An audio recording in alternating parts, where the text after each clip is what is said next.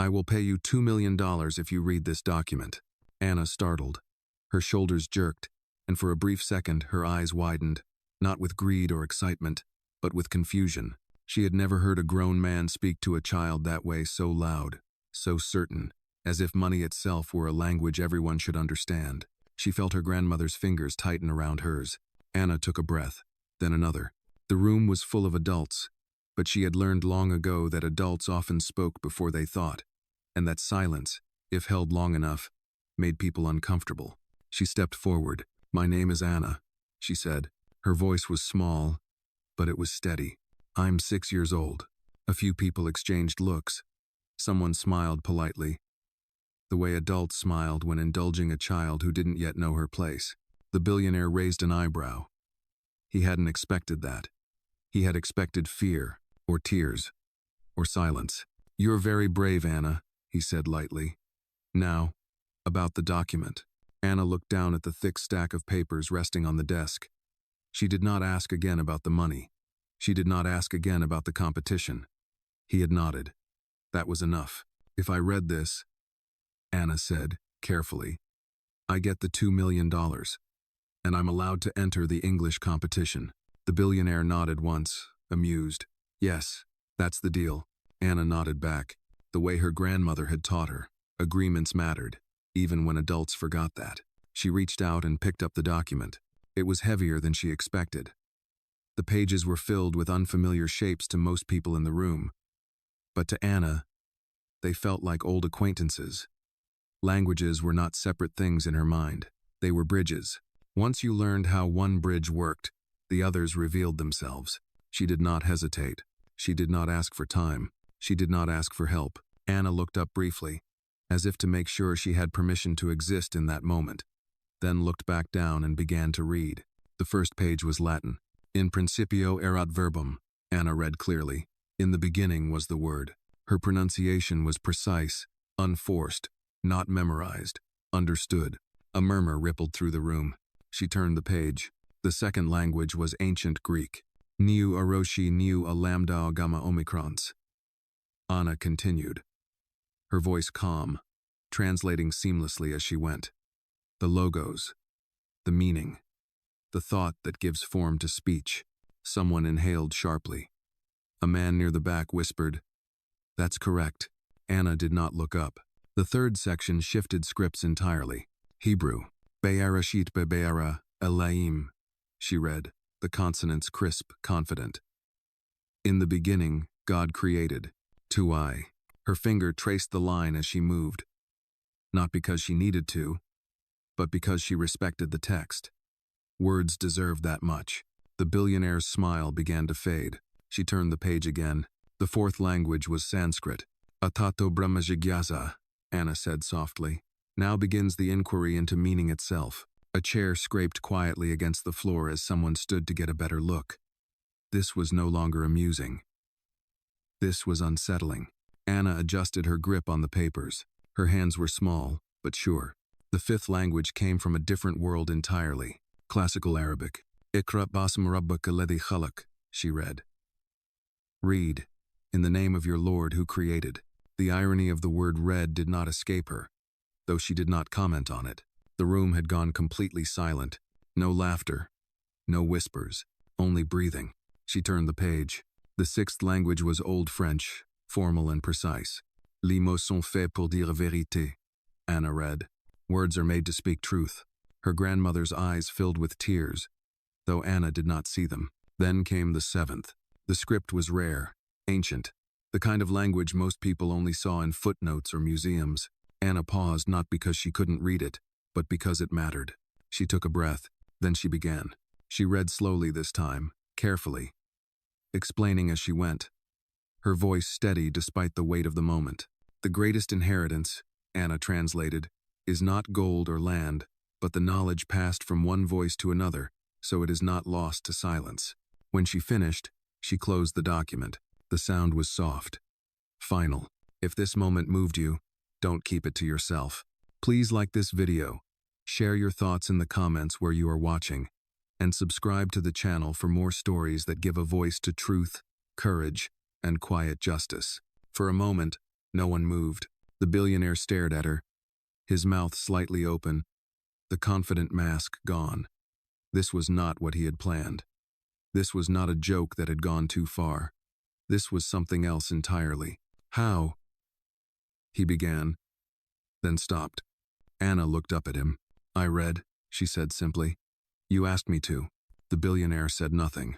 Around him, adults who had spent their lives in boardrooms and universities looked at a 6-year-old black girl with something they had not expected to feel. Recognition. Anna handed the document back and stepped away from the desk. She did not smile. She did not wait for applause. She walked back to her grandmother's side and slipped her small hand into Evelyn's. The billionaire swallowed hard. For the first time that day, he did not know what to say. And for the first time in a very long time, he realized the room no longer belonged to him. No one clapped. That was the first thing Anna noticed. After the last word left her mouth and the document was closed, there was no applause, no laughter, no dramatic reaction at all. Instead, a heavy, uncomfortable quiet settled over the room. It was the kind of silence that made adults shift their feet and avoid each other's eyes. Anna stood beside her grandmother, her small chest rising and falling faster than she wanted it to. Reading had always come easily to her, but standing in front of grown men and women who had already decided she did not belong was something else entirely. She leaned slightly toward Evelyn, drawing strength from the familiar warmth of her grandmother's hand. Across the desk, the billionaire did not move. He sat frozen in his chair, one hand resting on the edge of the table, the other curled loosely in his lap. His mouth was still open just enough to look foolish, though no one would dare say it. The confident smile he had worn minutes earlier was gone. In its place was a blankness that unsettled the room far more than anger would have.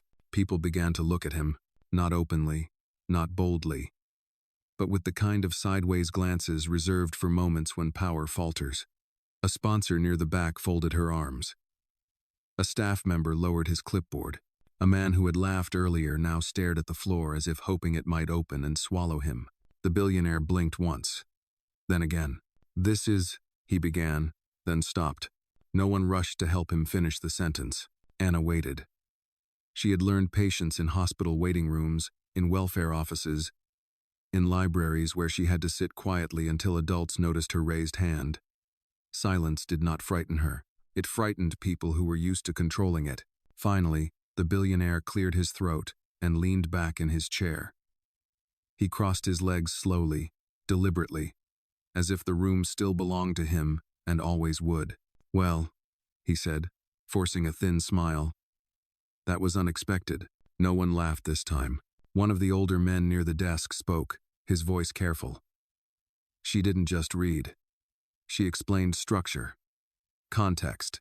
The billionaire waved a hand dismissively, but the motion lacked its usual confidence. Children absorb things, he said, especially when coached.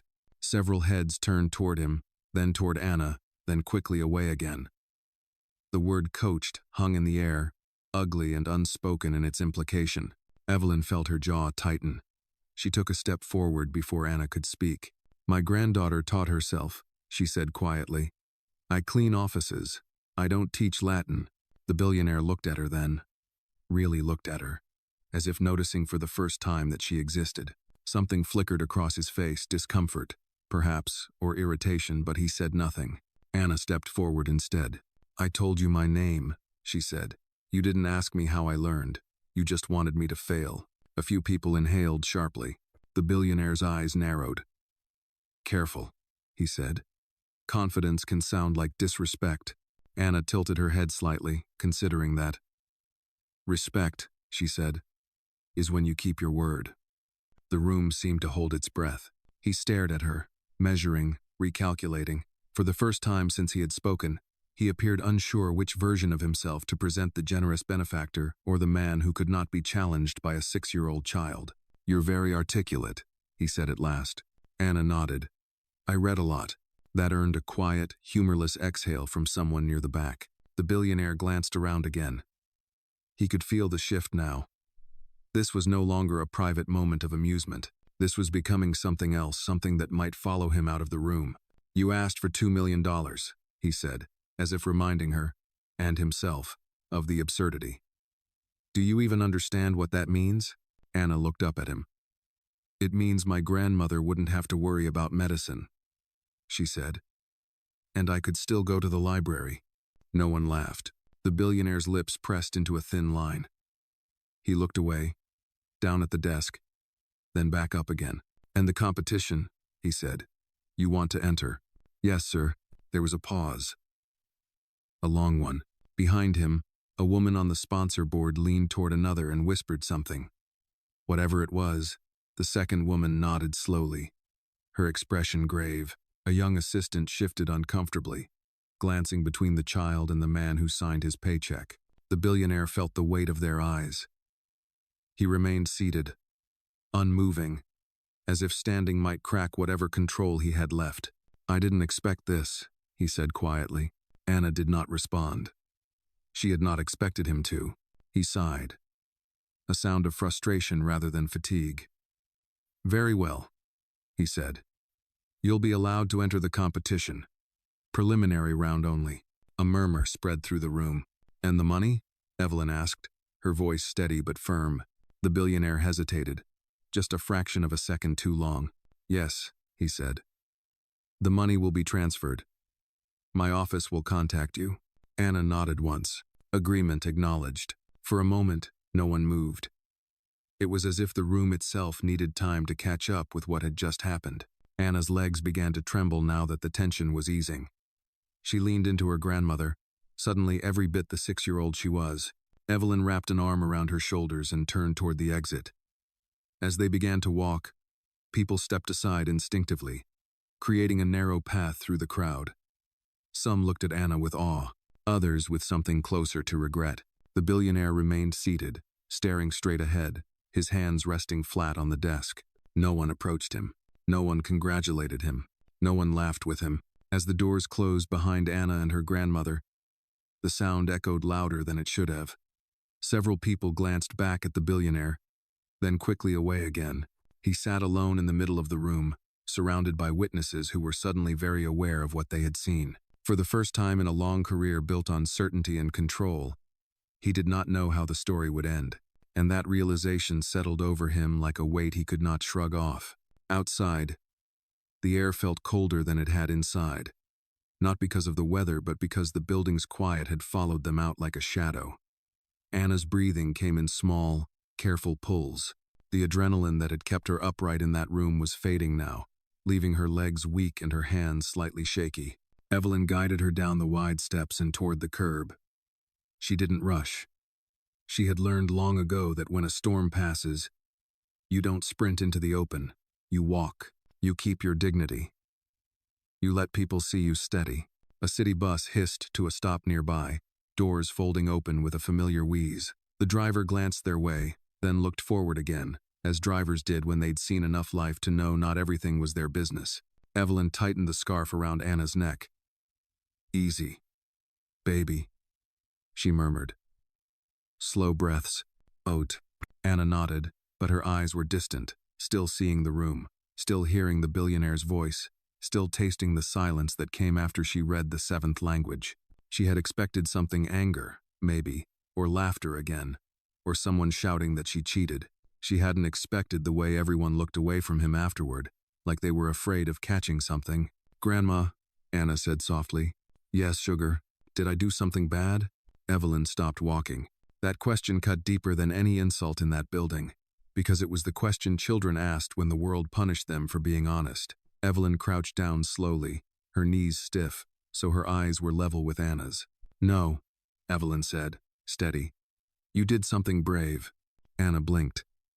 He looked like he swallowed a rock. Evelyn's mouth twitched, almost a smile, but her eyes stayed serious.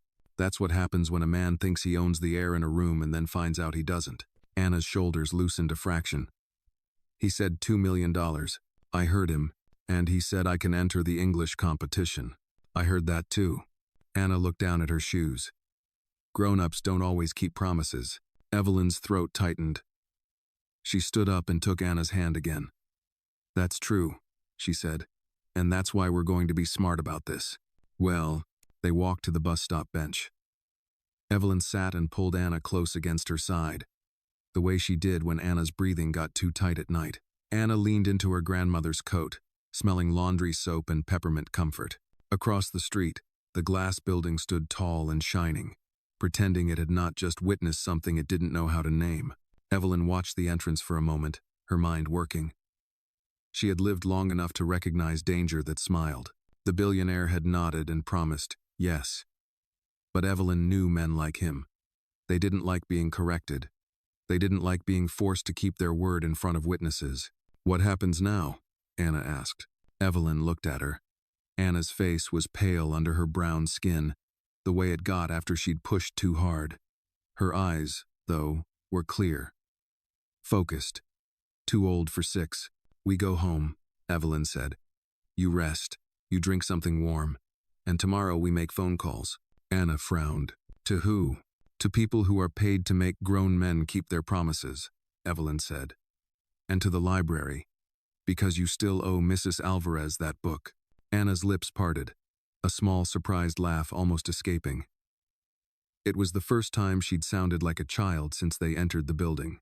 The bus arrived again, the same number they always took. Evelyn helped Anna climb the steps and guided her to a seat near the front. Elderly riders sat scattered through the bus, coats zipped, hands folded over bags. A man with a veteran's cap looked up as they passed, then nodded at Evelyn in quiet recognition. Evelyn nodded back. In neighborhoods like theirs, the older folks didn't talk much, but they noticed everything.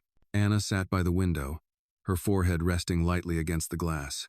The city slid by in muted colors, corner stores, churches, a diner with a neon sign that flickered even in daylight. Evelyn watched the passing streets with the weary vigilance of someone who knew how quickly life could change. Anna's voice was small again. Grandma? Yes. Why did he laugh at me? Evelyn took a slow breath. She could have lied. She could have softened it. But Evelyn had raised this child on truth. Because lies were a luxury they couldn't afford. Because, Evelyn said gently, he looked at you, and he saw what he wanted to see.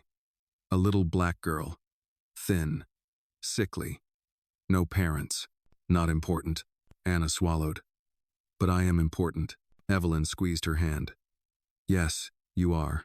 The bus bumped over a pothole. Anna sat up straighter. Do you think he'll try to take it back? Anna asked. Evelyn stared ahead for a moment. He might, she admitted. Men like that don't like being made small.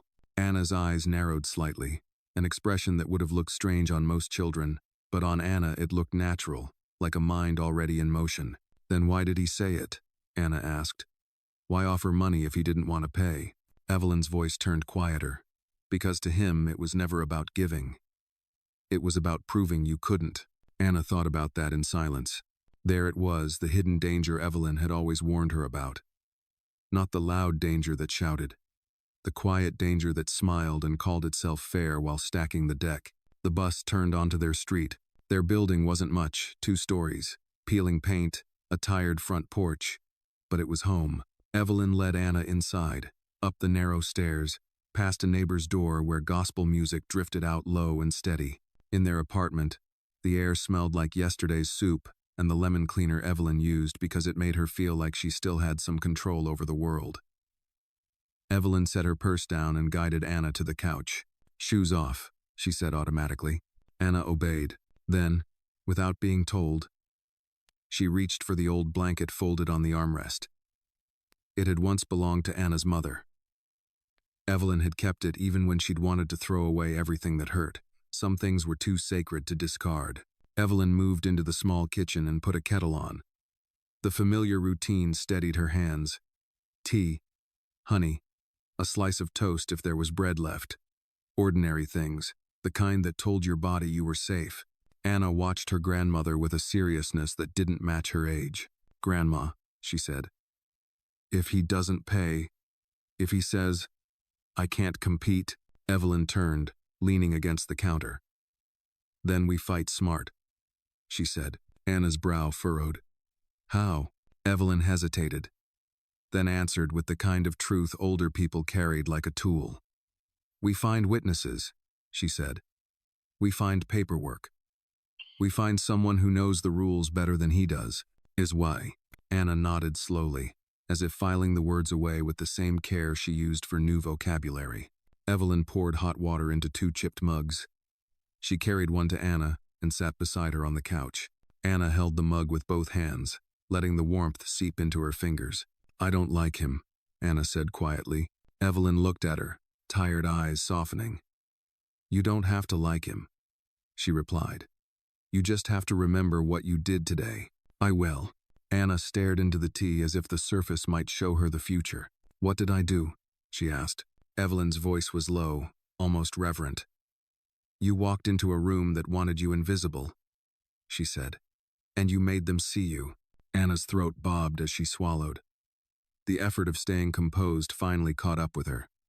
She leaned her head against Evelyn's shoulder. Evelyn wrapped an arm around her, holding her close. Outside, the city kept moving. Inside, the two of them sat in quiet, with a promise hanging over their heads like a fragile piece of glass. Somewhere downtown, a powerful man was already thinking about how to undo what he had done. But here, in this small apartment, a 6-year-old girl closed her eyes and rested, and her grandmother listened to the kettle's fading hiss and made a decision of her own. If he tried to take it back, he wouldn't just be taking money. He would be taking a child's dignity. And Evelyn Moore had buried too many dreams in her lifetime to let a billionaire bury this one. The phone rang just after sunrise.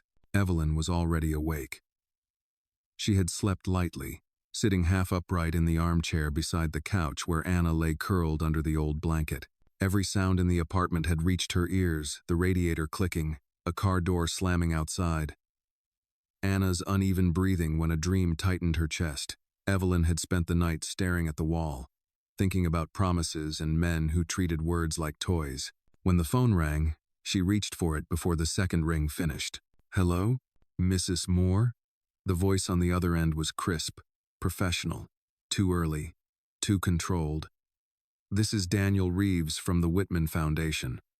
I'm calling regarding yesterday's incident." Evelyn closed her eyes for a brief second. Incident. That was what people called moments they wished they could file away and forget. "Yes," she said. "I'm listening." Reasoned. "There seems to have been some confusion." Reeves continued smoothly. "Mr. Whitman feels that what occurred yesterday was an informal demonstration, not a binding agreement." Evelyn looked over at Anna, still asleep. Her small face relaxed for the first time since they'd returned home.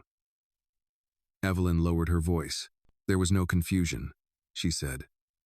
"Your employer offered $2 million and entry into the competition. In front of witnesses." A pause. Papers rustled.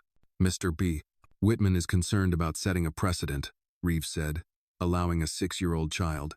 "Allowing a child who did exactly what she was asked," Evelyn interrupted. Her voice remained calm, but something solid had settled beneath it. "You don't get to test a child like a novelty and then decide the rules changed." Another pause, longer this time. "We'd like to invite Anna back," Reeves said carefully. "For a private evaluation." Evelyn's grip tightened on the phone. "No," she said. "No?" Reeves repeated, clearly unused to the word. "No," Evelyn said again.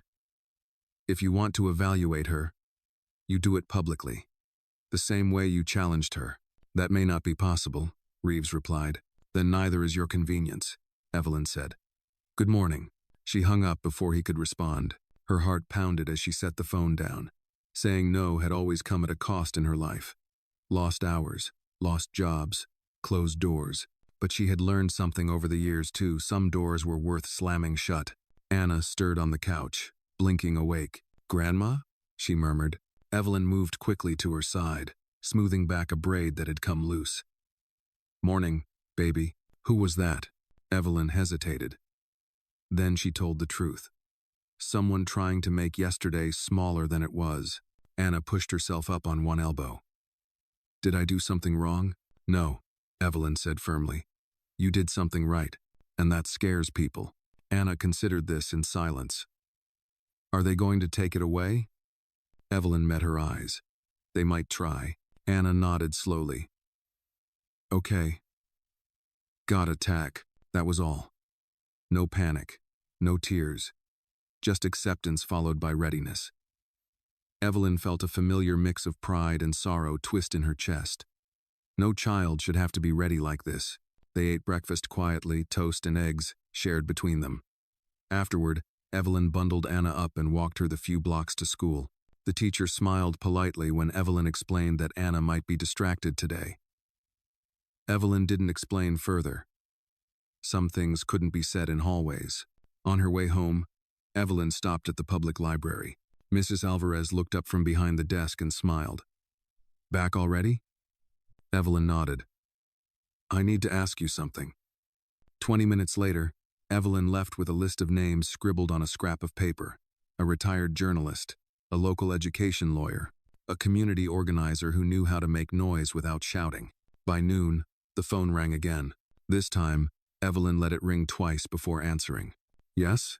"Mrs. Moore," Reeves said again, his voice tighter now. "We need to discuss the implications of yesterday. There are legal considerations, media risks." Evelyn smiled without humor. "Funny," she said. "Those didn't concern you when you laughed at a child." Silence. "There is footage," Reeves admitted. "Several angles." I know," Evelyn said. "People record things when they think they're watching history." Another pause. Then, softer. "Mr. Whitman would like to speak with you directly." "No," Evelyn said. Reeves exhaled. "Mrs. Moore, my granddaughter is not a lesson," Evelyn said, "and she's not a problem for you to manage. She's a person." She hung up again. By late afternoon, the story had started to move. Evelyn didn't see it herself. She was busy folding laundry, helping Anna with homework, insisting she rest when her breathing grew tight. But the neighbor downstairs knocked, phone in hand, eyes wide. "They're talking about her," the woman whispered. "On the internet." Evelyn took the phone. A short video played. Shaky, cropped. Anna's voice, calm and clear, reading in a language most people couldn't identify. Comments scrolled rapidly beneath it. "Is this real? That child is incredible. Why was that man laughing? This doesn't sit right with me." Evelyn handed the phone back, her hands steady. That evening, another call came. This one was different. "Mrs. Moore," a woman said. "My name is Carol Jennings. I used to work for the competition committee. I saw the video." Evelyn listened. "I don't like bullies," Jennings continued. "And I don't like watching powerful men corner children. I want to help." Evelyn closed her eyes, feeling something shift. Not relief, not victory. Momentum. After the call ended, Evelyn sat beside Anna on the couch. "People are paying attention now," she said. Anna nodded. "Is that good?" "It can be," Evelyn said. "It can also be loud." Anna thought for a moment. "I don't mind loud," she said. "I mind unfair." Evelyn laughed softly, then pulled Anna into a hug. "You sound like someone much older than 6. Anna shrugged. "Words don't care how old you are." To wide, outside, the sun dipped low, casting long shadows across the street. Somewhere downtown, a man was watching numbers climb on a screen, realizing that silence was no longer an option. And in a small apartment, a grandmother and her granddaughter sat together, knowing that whatever came next, it would not be quiet. The first official letter arrived on thick paper, the kind meant to impress before it informed. Evelyn read it at the kitchen table while Anna colored quietly beside her, tongue caught between her teeth in concentration. The letterhead bore the emblem of the National English Excellence Competition, embossed and formal. The words themselves were polite, carefully balanced, each sentence weighed by lawyers before it ever touched ink. They acknowledged Anna's remarkable demonstration. 2. They confirmed her conditional acceptance into the preliminary round. They noted that additional evaluations would be required to ensure fairness. Evelyn folded the letter once, then twice. "Grandma?" Anna asked without looking up. "Is it bad?" Evelyn studied her granddaughter's face. The soft curve of her cheek, the seriousness in her eyes that no 6-year-old should have needed to develop. She chose her words carefully. "It's cautious," Evelyn said. "That usually means someone is scared." Anna nodded as if that made sense. "Scared people make rules." "Yes," Evelyn said softly. "They do." The second letter came by email an hour later. This one was shorter, colder. It outlined the schedule for the preliminary round and included a reminder that participation could be revoked at the discretion of the committee. Evelyn read it twice, then closed the laptop. "They're leaving themselves an exit," she murmured. Anna looked up. "Are we still going?" Evelyn did not answer right away. She stood and walked to the window, watching a delivery truck idle across the street, its engine rattling. She thought of the man in the suit, sitting very still while the room looked at him differently. She thought of how power never vanished, it only changed tactics. "Yes," Evelyn said at last. "We're going." Anna's shoulders relaxed, just a little. That evening, the phone rang again. This time, Evelyn let it ring longer, finishing the dish she was washing before answering. "Mrs. Moore," the voice said. Different voice. Deeper. More practiced. "This is Thomas Whitman." Evelyn felt her spine straighten. She dried her hands slowly before responding. "Yes, I want to speak to Anna," he said. "No," Evelyn replied. A pause. The smallest crack in his composure. "I'm not calling to argue," Whitman said. "I'm calling to clarify." "Clarify what?" Evelyn asked. "You were clear enough yesterday." He exhaled. "What happened was not intended to escalate."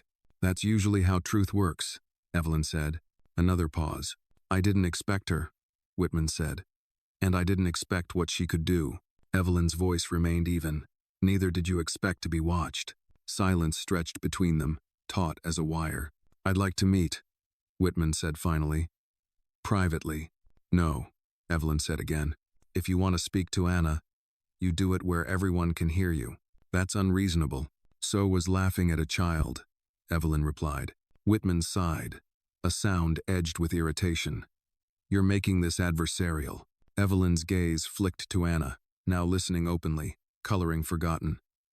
"You made it that way when you turned a child into a test." She ended the call before he could respond. That night, Anna had trouble sleeping. She lay awake on the couch, the blanket pulled up to her chin, eyes open in the dark. "Grandma?" she whispered. Evelyn rose from her chair and sat beside her. "I'm here. Why do they keep calling?" Anna asked. Evelyn brushed her fingers gently through Anna's braids. "Because they thought yesterday would end when you stopped reading." Anna frowned.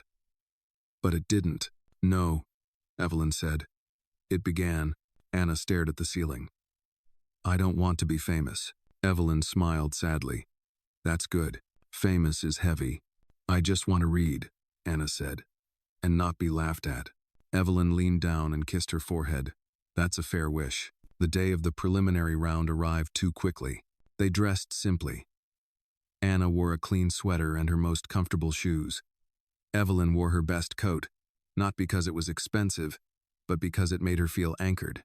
At the venue, the atmosphere was different. Quieter. Tighter. People recognized Anna now. Some smiled. Some stared too long. A few whispered. Whitman was there, seated with the committee. He did not smile when he saw them. The test itself was shorter than Anna expected. English comprehension, vocabulary, interpretation. Nothing designed for a child her age, but nothing designed to trip her either. It felt cautious. Anna answered calmly, thoughtfully. When she didn't know something, she said so plainly. When it was over, the room felt lighter, uncertain, but changed. Outside, reporters waited behind a rope. Evelyn shielded Anna gently as they passed. "Do you think they'll let me stay?" Anna asked once they were clear. Evelyn squeezed her hand. "I think they're running out of reasons not to." That afternoon, the official confirmation came. Anna was in. No qualifiers, no conditions. Evelyn sat down hard when she read it. A hand pressed to her chest. Anna watched her carefully. "Grandma?" Evelyn laughed. A short, shaky sound that turned into a breath she'd been holding for years. "They can't take this part away," she said. Anna smiled, small and real. "Good." But even as the relief settled, Evelyn knew better than to mistake acceptance for safety. Whitman had not called again. Men like him did not disappear. They waited, and as Anna practiced reading at the kitchen table that evening, her voice steady and sure, Evelyn understood something with aching clarity. The competition was no longer the real test. What came next would be The days that followed Anna's acceptance moved more slowly than Evelyn expected, not because nothing was happening but because too much was. Letters arrived, emails followed, schedules were sent, revised, sent again. Each message was polite, careful, and written as if the people behind it were trying very hard not to sound afraid. The committee congratulated Anna on her exceptional performance.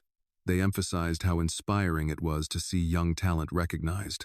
They reminded Evelyn, more than once, that the competition valued integrity and fairness above all else. Evelyn read every word the way she used to read contracts when she cleaned law offices at night slowly, twice, and with suspicion. Anna, meanwhile, returned to her routines as if nothing extraordinary had happened. She went to school. She finished her homework. She read at the kitchen table in the evenings, her legs dangling from the chair, switching easily between English and other languages depending on what book lay open in front of her. Sometimes she read aloud, sometimes she didn't. She did not brag. She did not rehearse speeches. She did not ask about the money. That worried Evelyn more than anything else.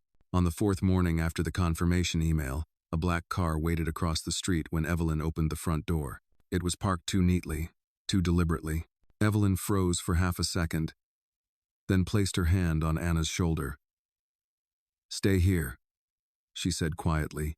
Anna nodded, eyes already alert. Evelyn stepped onto the porch. The car's back door opened, and Thomas Whitman stepped out. He was dressed more casually than before, no tie, coat unbuttoned, but nothing about him suggested ease. He looked tired, not the tiredness of hard work, but the strain of someone who had not slept well because the world had stopped behaving as expected. "Mrs. Moore," he said. "May we speak?" Evelyn did not move closer. "You already called." "Yes," Whitman said. "And you hung up. That usually ends conversations," Evelyn replied. Whitman glanced toward the open door, toward Anna, watching quietly from inside. "I won't take much time." Evelyn studied him. She thought of the way he had sat unmoving while a room turned against him. She thought of the silence that had followed Anna's reading. "5 minutes," she said. "Out here." Whitman nodded. "I won't insult you by pretending this isn't complicated," he began. "The attention your granddaughter has brought, it's grown faster than anyone anticipated. That tends to happen when adults underestimate children," Evelyn said. Whitman ignored the comment. "Sponsors are asking questions. Journalists are circling. People are framing this as something it isn't." Evelyn folded her arms.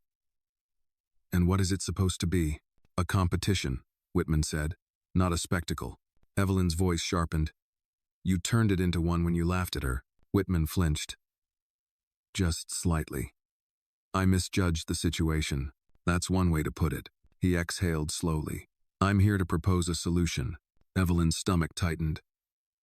"I don't like that word." Whitman went on anyway.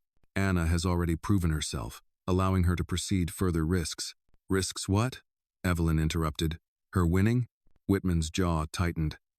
"Risks the competition losing credibility." Evelyn laughed once, short and humorless. "Credibility doesn't break when a child is smart. It breaks when adults lie." He shifted his weight. "There are other opportunities for Anna. Scholarships, private programs, quiet ones." "Quiet," Evelyn repeated. "You mean invisible?" "I am not." Whitman looked past her again, toward the door. "She doesn't need this pressure." Evelyn stepped forward then, closing the distance.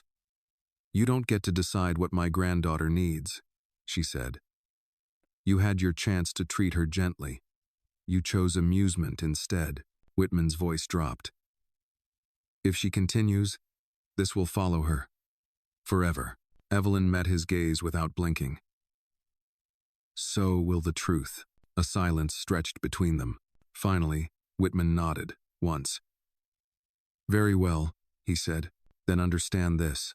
From here on, everything she does will be examined." Evelyn held his stare. "Good," she said. "She's used to that." Whitman turned and walked back to his car without another word. Inside, Anna watched him leave. "Who was that?" she asked. Evelyn closed the door carefully. "Someone who doesn't like losing control." Anna nodded thoughtfully. "He still thinks this is his story." Evelyn felt a chill. "Why do you say that?" Anna shrugged. "He keeps trying to move me to the side." That night, Evelyn barely slept. She lay awake, listening to Anna's breathing, thinking about eyes that watched, hands that signed papers, and smiles that hid calculations. She thought about how quickly admiration could turn into resentment when a child refused to stay small. The next morning, the news broke wider. A major outlet ran a short segment. The video from the registration hall played again. Sharper now, edited, slowed down. Anna's voice echoed through living rooms across the city, across the country. A 6-year-old, 7 languages, a billionaire left speechless. The comments multiplied, praise mixed with suspicion, inspiration tangled with doubt. At school, Anna's teacher pulled Evelyn aside. "Some parents have concerns," she said gently. "They think this might be disruptive." Evelyn smiled tightly. "So is injustice." That afternoon, Anna came home quieter than usual. "Someone asked me if I was lying," she said, sitting at the table. Evelyn's hands stilled. "What did you say?" Anna thought for a moment. "I said words don't lie. People do." Evelyn closed her eyes briefly. By evening, another email arrived. The competition schedule had been updated again. Anna's next round would be public, on stage, with cameras. Evelyn read the message 3 times. This wasn't caution anymore. It was a test. She looked at Anna, reading peacefully on the couch, unaware of how large the world was growing around her. "Grandma?" Anna asked, sensing her gaze. "Am I in trouble?" Evelyn crossed the room and knelt beside her. She took Anna's face gently in her hands. "No," she said. "You're standing in it." Anna considered this, then nodded. "Okay." Evelyn pulled her into a hug, holding on longer than usual, because she understood now what Whitman had not. This was no longer about a competition. It was about whether a small black child was allowed to be extraordinary without asking permission. The auditorium smelled like dust and fresh paint, the way public buildings always did when they wanted to appear important. Anna sat in the 3rd row, feet not quite touching the floor, hands folded neatly in her lap. The stage lights were still dim, but cameras were already positioned, their red standby lights blinking patiently. People moved with purpose, technicians, organizers, volunteers, all pretending this was just another event. It wasn't. Evelyn sat beside Anna, her back straight, her coat buttoned despite the warmth of the room. She had learned long ago that posture was a kind of armor. Around them, adults whispered, some casting quick glances toward Anna, others pretending not to look at all. "She's so small, 6 years old. Can you believe it? I heard the billionaire himself will be here." Anna heard none of it. Or rather, she heard it the way she heard background noise on a train present, but not worth following. Her attention was on the stage, on the lectern where a single microphone waited. "Grandma," she whispered. "Yes, baby. Why do they need cameras?" Evelyn did not answer immediately. She watched a man adjust a light, watched another check his watch for the 3rd time in a minute. She thought of Whitman's voice, calm and measured, warning her that everything Anna did would be examined. "Because," Evelyn said quietly, "some people only believe things if other people are watching." Anna nodded as if that confirmed something she had already suspected. On stage, a woman in a navy blazer stepped up to the microphone. Her smile was wide, practiced, the kind meant for donors and viewers at home. "Good afternoon," she said. "Welcome to the preliminary public round of the National English Excellence Competition." Applause followed, polite and controlled. "This round," the woman continued, "is designed to assess comprehension, interpretation, and expressive clarity under observation." Anna tilted her head slightly. Under observation. She understood those words very well. Names were called. Teenagers. Young adults. Each contestant walked onto the stage, answered questions, read passages, explained meanings. Some stumbled. Some did well. Applause rose and fell like predictable waves. Then the woman glanced at her card and paused. "Our final participant," she announced, her smile tightening just a little. "Anna Moore." The room shifted. A ripple of murmurs passed through the audience as Anna stood. She felt Evelyn's hand press briefly against her back, a silent reminder that she was not alone. Anna walked toward the stage, each step careful but unhesitating. The stairs were taller than she expected, and a stagehand reached out instinctively to help her up. Anna accepted the hand without embarrassment. Assistance was not weakness. It was acknowledgement. She stood at the microphone, blinking once against the brightness of the lights. From the front row, Thomas Whitman watched her closely. He sat with his hands clasped, expression neutral, but his eyes followed every movement. He had not planned to attend this round in person. He had changed his mind that morning when the producer informed him how many viewers were expected. The moderator cleared her throat. "Anna," she said, softening her voice. "Can you hear me?" "Yes," Anna replied. The simplicity of the answer seemed to unsettle the woman for a moment. "We'll begin with a short passage," the moderator said. "Please read and explain its meaning." A screen behind Anna lit up with a paragraph of text. Anna read silently for a few seconds. The words were easy. What mattered was what they were hiding. She leaned toward the microphone. "This passage is about responsibility," Anna said. "Not the loud kind, the quiet kind, the kind you don't get praised for." A few people shifted in their seats. "It uses long sentences," she continued, "to make the reader feel the weight of time passing. The author wants you to feel tired by the end, because that's how responsibility feels." The moderator blinked. "And do you think that was effective?" Anna nodded. "Yes, because I feel it." A murmur rippled through the audience. Whitman leaned back slightly. He had expected brilliance. What unsettled him was restraint. The moderator smiled again, more tightly this time. "Thank you, Anna. Now, for the next part, we'll ask you to interpret a short piece of spoken English." An audio clip played. A man's voice, older, reflective, speaking about loss and memory. Anna listened, head tilted, eyes half closed. When it ended, the moderator asked, "What stood out to you?" Anna thought for a moment. Then she said, "He pauses before the word, home. That's where the pain is." "Hold now." The room went quiet. "Why?" the moderator asked.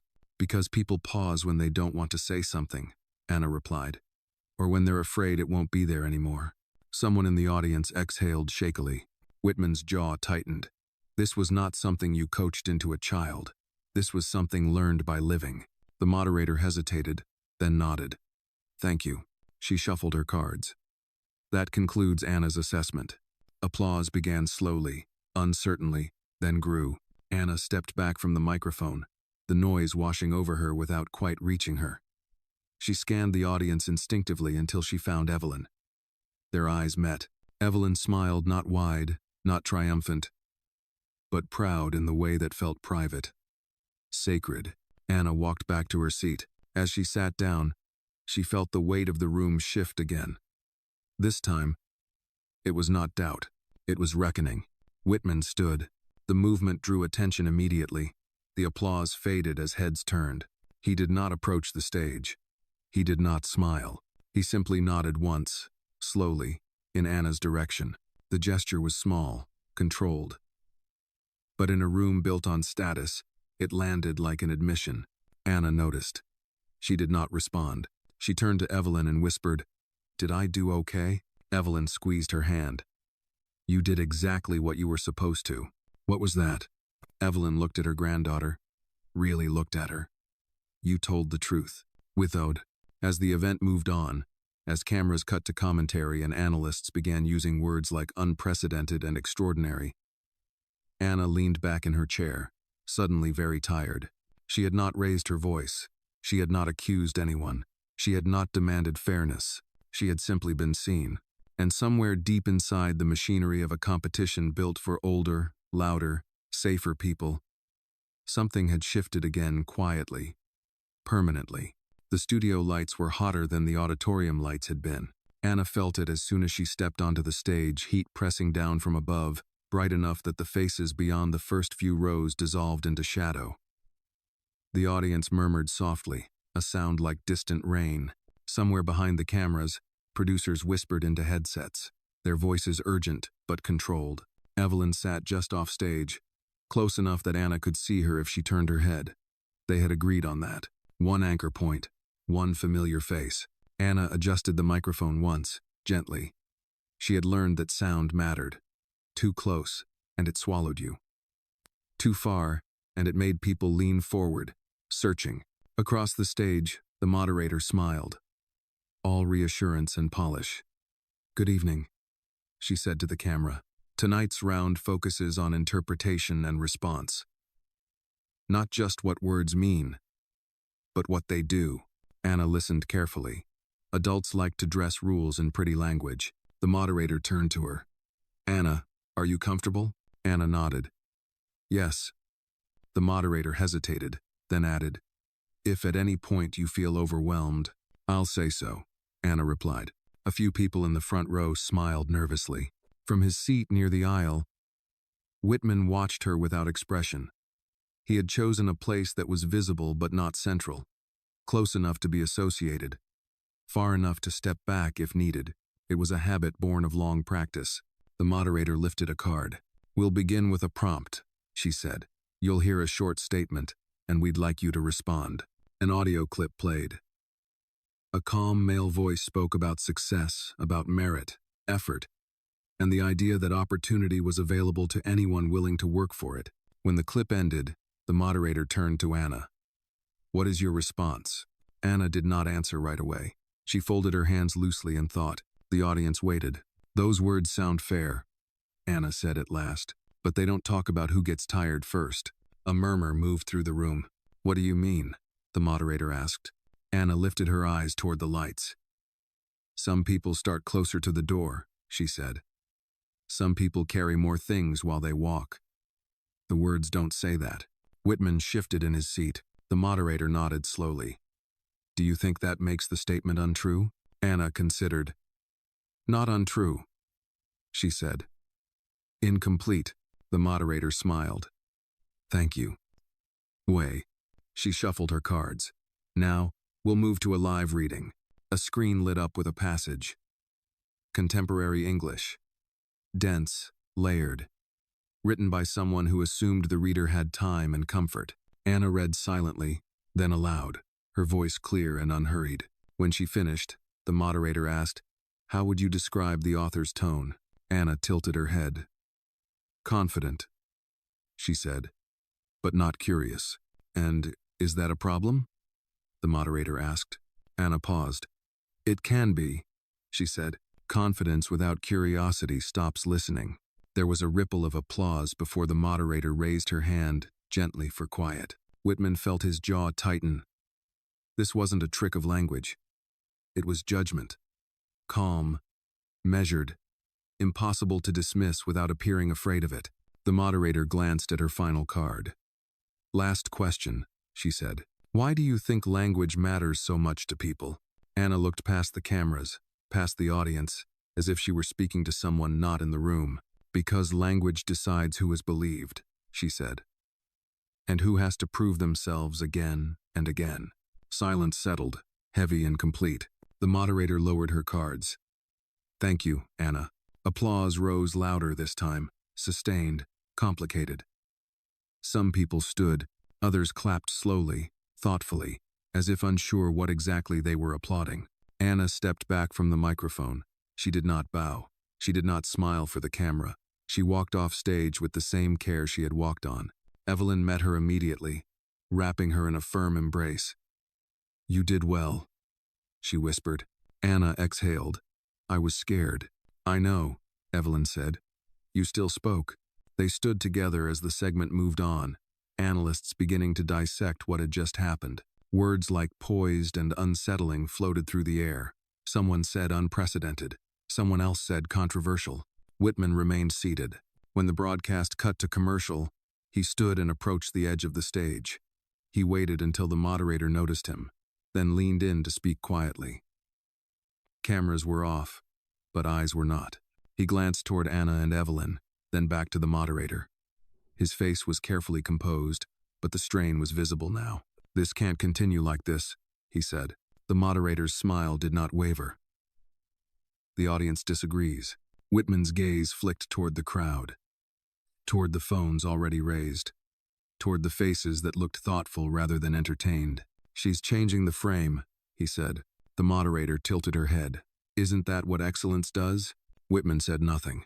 After the show, the hallway buzzed with movement. Producers, assistants, journalists hovering at the edges like birds waiting for crumbs. A man with a press badge stepped forward. "Anna, just one question." "No," Evelyn said calmly, stepping between them. Anna looked up at Evelyn. "It's okay," she said quietly. Evelyn hesitated.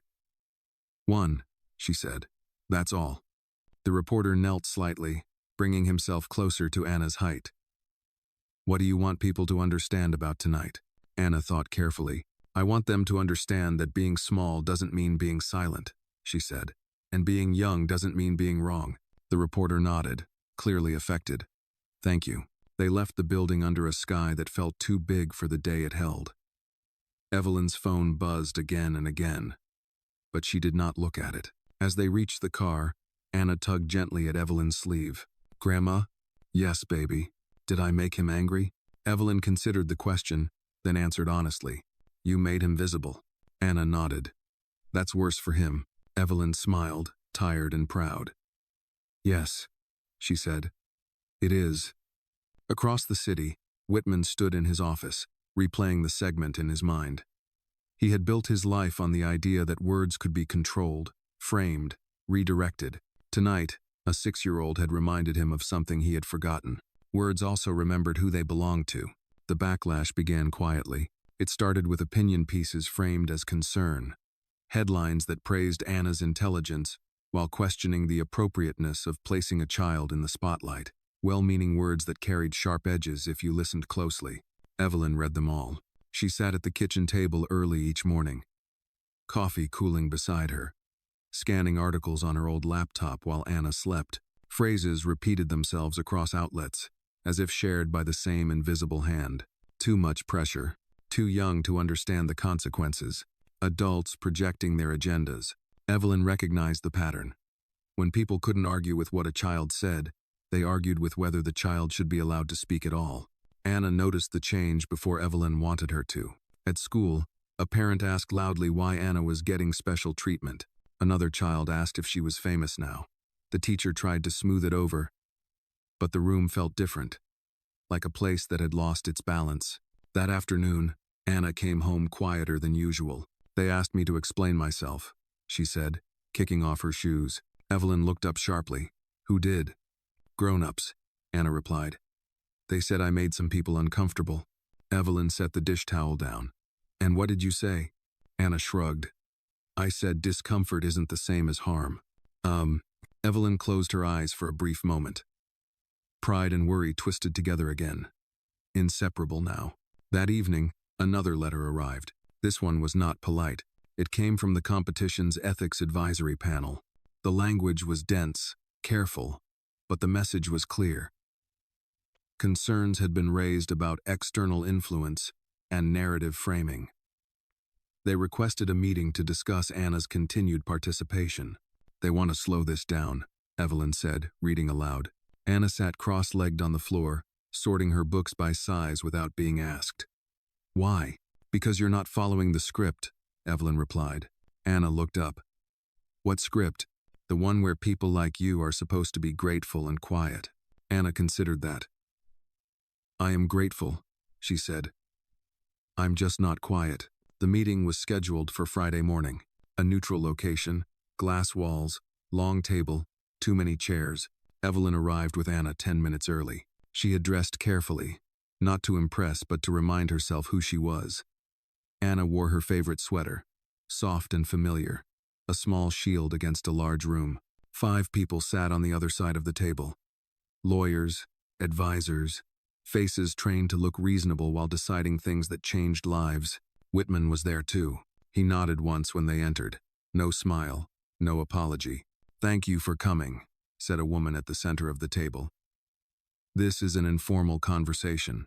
"Oh," Evelyn sat. Informal conversations don't usually require legal counsel. The woman's smile flickered.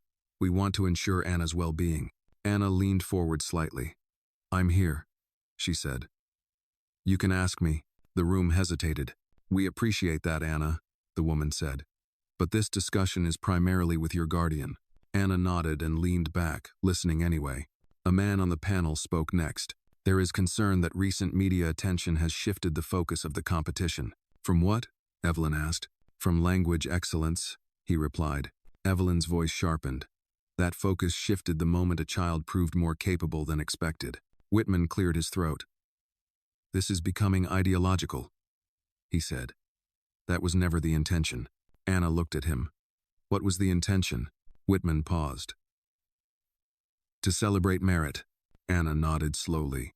Then why is that a problem now? No one answered immediately. The woman at the center folded her hands. We're considering placing Anna on a different track, she said. A special recognition category, separate from the main competition. Evelyn's stomach dropped. You mean remove her? Not remove, the woman said quickly. Protect. Anna frowned. Protect from what? The man beside her spoke. From scrutiny. Anna tilted her head. You put the cameras there. Silence followed. Evelyn leaned forward.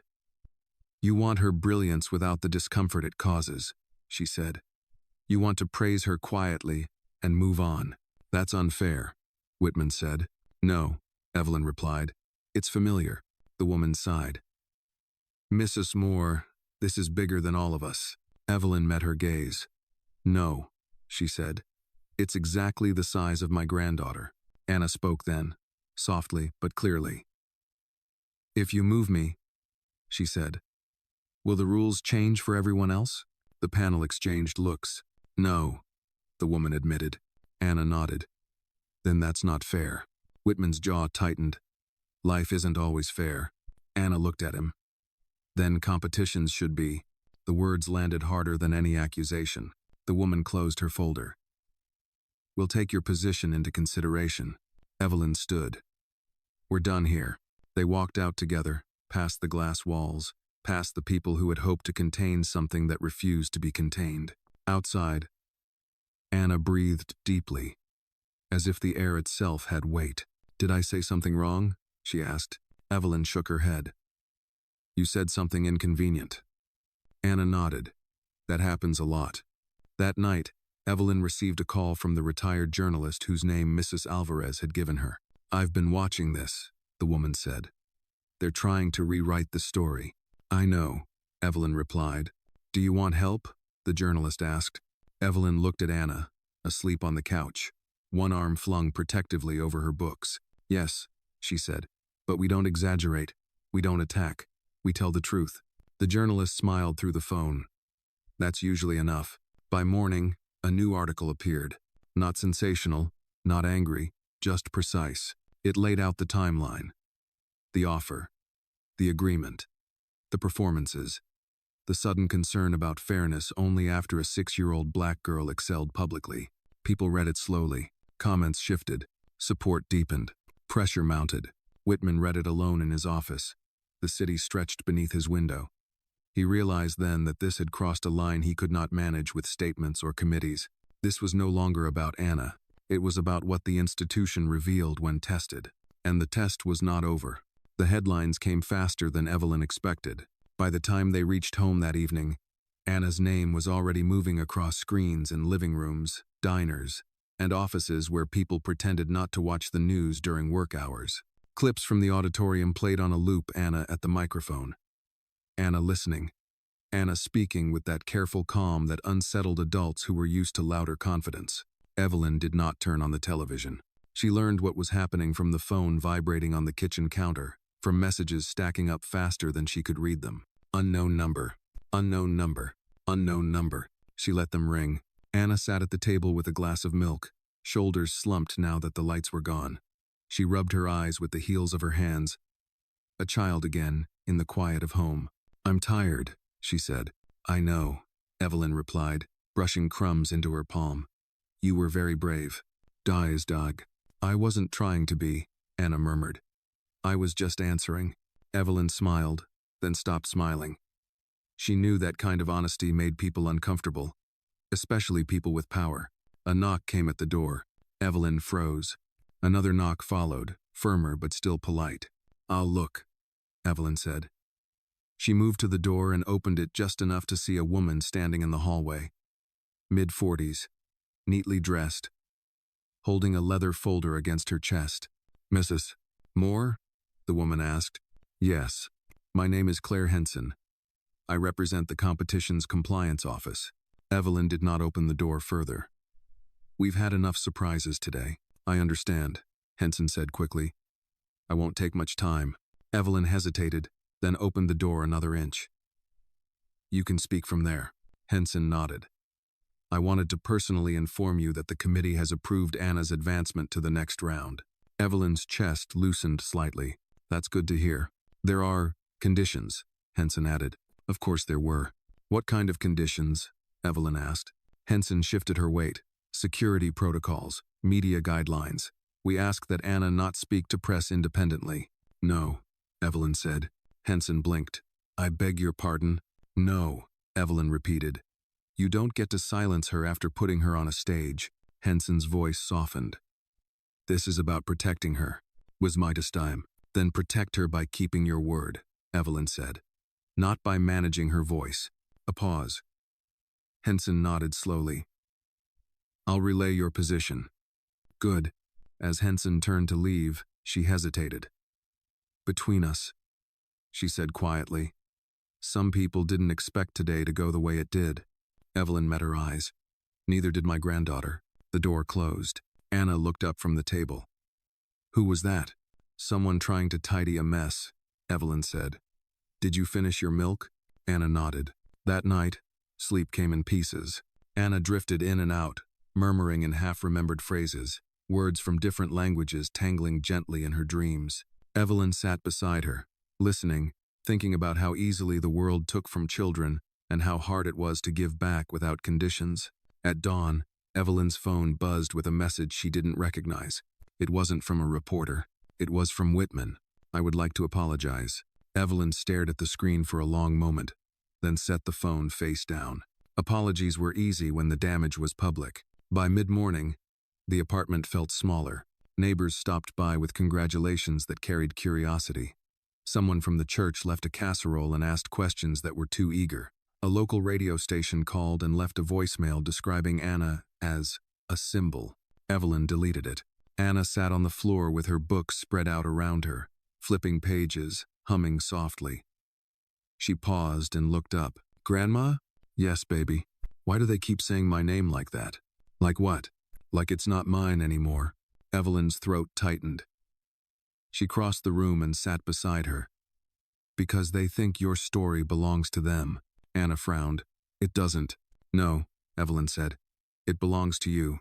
There was another knock at the door that afternoon. This time, Evelyn recognized the voice before she opened it. "Mrs. Moore," Whitman said. "Please, I just want to talk." Evelyn opened the door fully this time. Whitman stood there without his usual confidence, jacket draped over one arm, eyes rimmed with something that looked like exhaustion. "You have 2 minutes," Evelyn said. Whitman nodded. "I wanted to say that I was wrong." Evelyn waited. "I misjudged Anna," he continued. "I misjudged you, and I misjudged the moment." "Oh man, that's a lot of misjudging," Evelyn said. Whitman swallowed. "The board is concerned." "I'm sure they are. This has become larger than any of us anticipated," he said. "There are expectations now." Evelyn crossed her arms. "On who?" Whitman hesitated. "On her."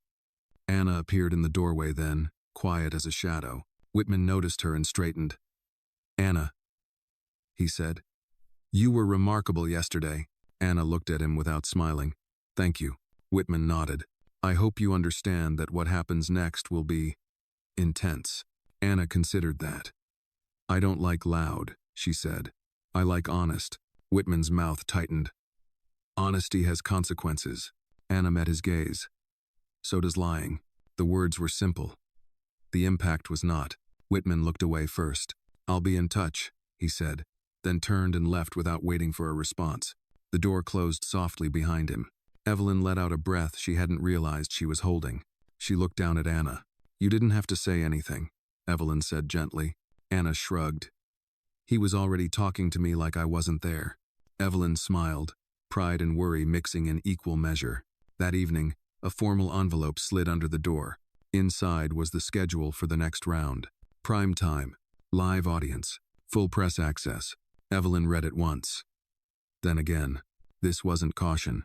It was pressure. She looked at Anna, who was tracing letters on a scrap of paper. Absorbed. Calm. Do you want to keep going? Evelyn asked. Anna didn't answer right away. She thought carefully, the way she always did.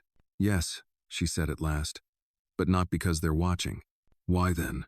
Anna looked up, eyes steady. Because someone like me should be allowed to finish a sentence. Evelyn pulled her into a hug, holding her close as the city outside hummed with anticipation. Somewhere, decisions were being made by people who believed they still controlled the story. They were wrong. The story was already speaking for itself. The committee's decision came on a Tuesday morning, delivered not by letter or email, but by silence. No updates, no statements, no calls. Evelyn recognized the tactic immediately. Institutions went quiet when they hoped time would do their work for them. When outrage cooled, when attention wandered, when a child's courage became yesterday's news, Anna noticed too. They stopped talking, she said over breakfast, spoon hovering above her cereal. Yes, Evelyn replied. They're waiting. For what? For us to get tired. Anna frowned. I'm tired. Evelyn smiled gently. Not in the way they mean. That afternoon, the retired journalist Margaret Hale came by in person. She was in her late 60s, hair silver and cropped short, eyes sharp behind thin glasses. She carried a notebook instead of a phone, the way reporters used to before speed replaced memory. I don't like writing about children, Margaret said as she sat at the kitchen table, but I like writing about truth. And sometimes truth looks like a child standing where she's not expected. Anna looked up from her book. Are you going to write about me again? Margaret smiled at her. Only if you want me to. Anna thought for a moment. You can write about what happened, she said. But not about my bedtime. Margaret laughed softly. Deal. They talked for hours. Evelyn filled in details. Anna didn't know. Phone calls, meetings, words spoken behind closed doors. Margaret asked careful questions. Not fishing for drama, but for clarity. When did the tone change? She asked. When they realized she wouldn't disappear quietly, Evelyn replied. That night, the article went live. It didn't accuse, it didn't shout. It simply laid out facts in order. The way Anna liked stories best. Offer made. Agreement accepted. Performance delivered. Applause followed by discomfort. Silence where accountability should have been. By morning, the story had spread. Not everywhere. Not loudly, but deeply. Teachers shared it. Retired professionals emailed it to former colleagues. Parents forwarded it with notes that said, "This feels wrong.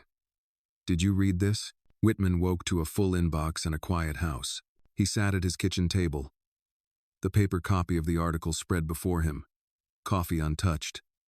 Margaret Hale's name stared back at him like an old adversary. She had built her career on exposing institutions that mistook procedure for morality. He read the article twice. By the third read, he was no longer angry. He was afraid, not of scandal. He had survived those. He was afraid of precedent. Midday, Evelyn received a call from the competition committee chair. We need to resolve this, the woman said, her voice tight. You've had weeks, Evelyn replied. Yes, the chair said. And now we have pressure. Evelyn looked at Anna, who was practicing reading aloud in the living room, voice calm and steady. What does resolving look like to you? Evelyn asked. A public reaffirmation, the chair said. Anna remains in the competition. No separate category. No special track. And the rules? Evelyn asked. The same for everyone, the chair admitted. Evelyn closed her eyes briefly. Put it in writing. 2 hours later, the statement went out. The committee acknowledged its earlier hesitation, reaffirmed its commitment to fairness, confirmed Anna Moore's place in the competition without exception. Comments poured in beneath the announcement. About time. She earned it. Children see what adults hide. Anna read none of it. She was too busy doing what she had always done, reading, asking questions, noticing patterns. That evening, Evelyn sat beside her on the couch. They said yes, Evelyn told her. Anna nodded. I knew they would. Evelyn raised an eyebrow. How? Anna shrugged. Too many people were listening. I was destinated. The next round was scheduled for Saturday. Bigger venue, larger audience, no private evaluations, no glass walls. Whitman arrived early and sat alone. When Anna walked onto the stage later that afternoon, she did not look for him. She looked for her grandmother. Evelyn nodded once. That was enough. The round was rigorous. Longer passages, complex interpretations, ethical questions disguised as language exercises. Anna answered thoughtfully.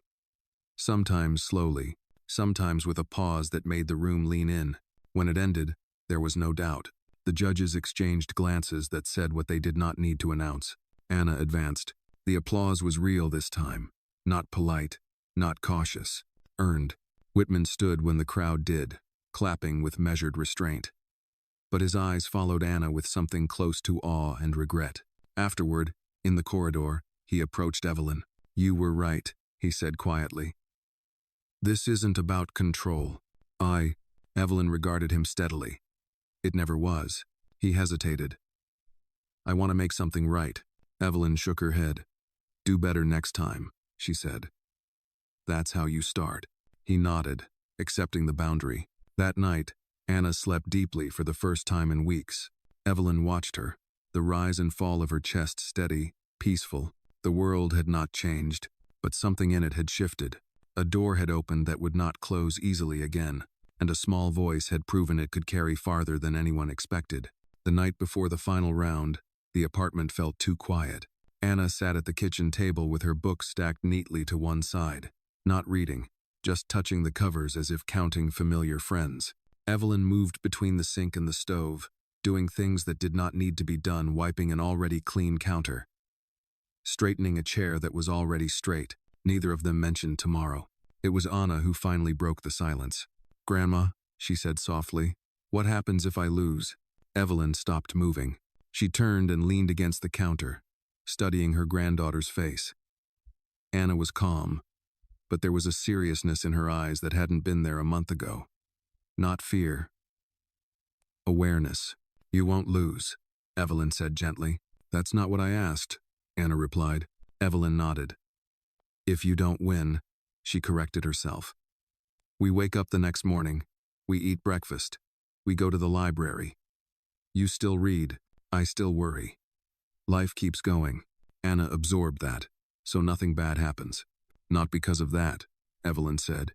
Anna nodded, satisfied. "Then I'm ready." The final round took place in the largest venue yet. A civic hall built to host debates and ceremonies. The kind of place where decisions were announced as if they were truths carved in stone. The stage was wide, the lighting even, the audience packed. Anna stood backstage, holding Evelyn's hand. "You don't have to say anything special," Evelyn whispered. "Just be yourself." Anna looked up at her. "I don't know how to be anyone else." Evelyn smiled, though her eyes stung. When Anna's name was announced, the applause began immediately. Not explosive, but warm, expectant, the kind that carried recognition instead of surprise. Anna walked onto the stage with measured steps. She did not rush. She did not wave. She stood at the microphone and waited. Across the hall, Whitman sat with the judges, his posture attentive, his expression neutral. He had learned, at last, how to watch without assuming. The final challenge was different. No prepared text, no screen. Instead, the moderator spoke plainly. "Anna," she said, "we'd like you to respond to a question. There is no correct answer, only your understanding." Anna nodded. The moderator continued. "Why do you think people resist voices they didn't expect to hear?" The room fell silent. Anna did not answer right away. She looked out at the audience, not at faces, but at shapes, at the way people leaned forward or sat back, at the subtle language of bodies listening. "Because," Anna said slowly, "unexpected voices remind people of things they didn't choose." The moderator tilted her head. "Such as?" Anna thought again. "Such as responsibility," she said. "And change." A murmur rippled through the hall. "Can you explain that?" the moderator asked. Anna nodded. "If you expect a voice to be quiet, and it isn't, then you have to decide what to do with what it says. That's harder than ignoring it." The moderator smiled softly. Thank you. She looked to the judges, who nodded in agreement. That concludes the final round. For a moment, no one reacted. Then the applause rose slow at first, then swelling, filling the hall with something that felt less like noise and more like acknowledgement. Anna stepped back from the microphone and turned toward the wings of the stage. She did not look for the judges' faces. She looked for Evelyn. Evelyn stood, clapping, tears running freely now. She did not wipe them away. The judges conferred briefly. It was not a long discussion. When the chair of the panel stood, the hall quieted instantly. "We have reached our decision," he said. "This year's winner of the National English Excellence Competition is Anna Moore." The sound that followed was not just applause. It was release. Anna stood still for a heartbeat too long, as if the words needed time to reach her. Then she turned, eyes wide, searching. Evelyn nodded, her hand pressed to her mouth. Anna walked forward again, smaller than the stage, smaller than the moment, and yet entirely equal to it. The chair handed her the certificate. Cameras flashed, but not wildly. Respectfully. "Would you like to say a few words?" he asked. Anna looked at the microphone, then at Evelyn, then back again. "Yes," she said. She stepped forward. "I want to thank my grandmother," Anna began. "She taught me that words matter, and that people matter more." She paused, breathing carefully. "I also want to say that winning doesn't mean I was better than everyone else," she continued. "It just means I was allowed to finish speaking." The hall went quiet. "That should be normal," Anna said. "For everyone." She stepped back. The applause that followed was different from before. Slower. Deeper. Whitman did not clap right away. When he did, it was with both hands, openly, without calculation. After the ceremony, the crowd pressed in judges, sponsors, journalists. Evelyn shielded Anna gently, guiding her through the noise. Whitman approached them near the exit. "Congratulations," he said, his voice sincere now. "You earned this." Anna looked at him. "Thank you. We're have to zet it." Whitman hesitated, then added, "You changed more than the outcome." Anna tilted her head. "Change is what happens when people listen," she said. Whitman nodded, accepting the lesson without argument. That night, back in their apartment, the certificate lay on the kitchen table. Anna looked at it once, then pushed it aside and reached for a book. Evelyn watched her, smiling. "You're not even going to look at it?" Evelyn asked. Anna shook her head. "It won't disappear." Evelyn laughed softly. "No," she said. "It won't." Outside, the city moved on, as cities always did. Inside, a 6-year-old girl read quietly, her grandmother close by. The world a little wider than it had been before. The morning after the ceremony felt strangely ordinary. Sunlight crept through the thin curtains, landing on the edge of the kitchen table where Anna's certificate still lay, half covered by a library book she'd abandoned the night before. Evelyn woke early, as she always did. Her body trained by decades of work that didn't wait for celebration. She made coffee, toasted bread, listened to the quiet. Anna slept longer than usual, curled on her side, one hand tucked beneath her cheek. For the first time in weeks, her breathing was deep and even. Evelyn stood in the doorway for a long moment, watching, letting herself believe just a little that the hardest part might be over. It wasn't. The phone rang at 9 sharp. Evelyn answered on the second ring. "Hello, Mrs. Moore," a cheerful voice said. "This is Linda Walsh from Bright Path Talent Management. We represent exceptional young minds." Evelyn closed her eyes briefly. "My granddaughter is 6. Yes, and extraordinary," Linda replied. "We'd love to discuss opportunities, speaking engagements, educational partnerships." There's a real appetite for Anna's voice right now. Evelyn's jaw tightened. Her voice isn't for sale. There was a pause. "Of course not," Linda said quickly. "I didn't mean—" "I know what you meant," Evelyn said calmly. "And the answer is no." She hung up before the woman could recover. By noon, 3 more calls followed. Then emails, invitations to panels, interviews framed as conversations, offers wrapped in praise. Anna wandered into the kitchen, rubbing her eyes. "Why does the phone keep ringing?" Evelyn poured her some juice. "Because people think winning means you belong to them." Anna frowned. "I don't." "No," Evelyn said. "You don't. After lunch, they walked to the library together. Evelyn insisted on it, as if returning to the familiar place might anchor the week's events. Mrs. Alvarez looked up from the desk and smiled, then paused, unsure. "Congratulations," she said softly. Anna nodded. "Thank you." Mrs. Alvarez leaned closer. "Your grandfather would have been proud." Evelyn swallowed. Anna simply said, "I think so too." At the children's table, Anna opened a book and began reading, lips moving silently. Evelyn sat nearby, watching parents glance over, recognizing her granddaughter, whispering. She felt the old instinct rise, the need to shield, to deflect, but Anna looked peaceful, unbothered. On the walk home, Anna spoke suddenly. "Grandma?" "Yes, baby. Do I have to keep proving it?" Evelyn stopped walking. "Proving what?" "That I'm allowed to be here," Anna said. "That I didn't just get lucky." Evelyn knelt, bringing herself eye to eye. "You don't owe anyone proof," she said. "But some people will keep asking anyway. That's not about you. That's about them." Anna nodded slowly. "Okay, is better." That afternoon, a letter arrived with a return address Evelyn recognized immediately. The Whitman Foundation. She did not open it right away. She made tea first, sat down, called Margaret Hale. "Tell me what you think before I read this," Evelyn said. Margaret chuckled softly.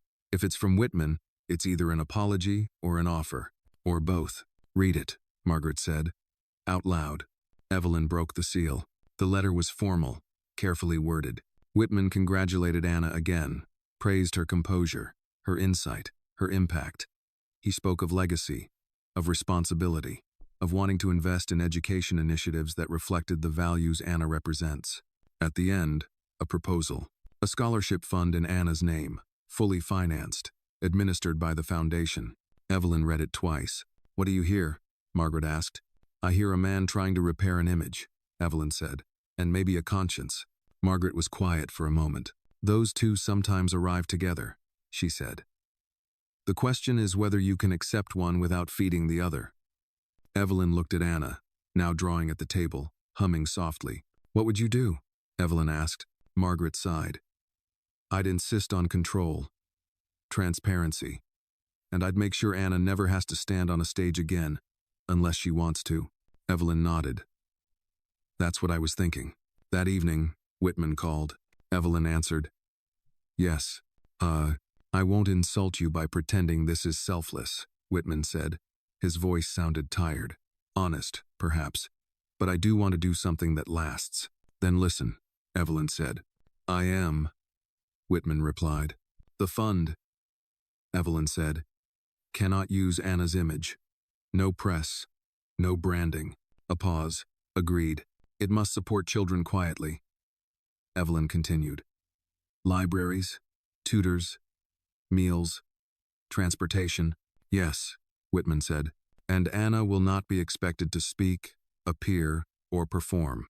Oh, another pause, longer this time. "Agreed," he said finally. Evelyn exhaled. "Then we'll consider it." After the call ended, Anna looked up. "Who was that?" "Someone who wants to help," Evelyn said. "But on our terms." Anna nodded. "That's important." Later that night, Anna sat on the couch with her book again. "Grandma," she said, without looking up.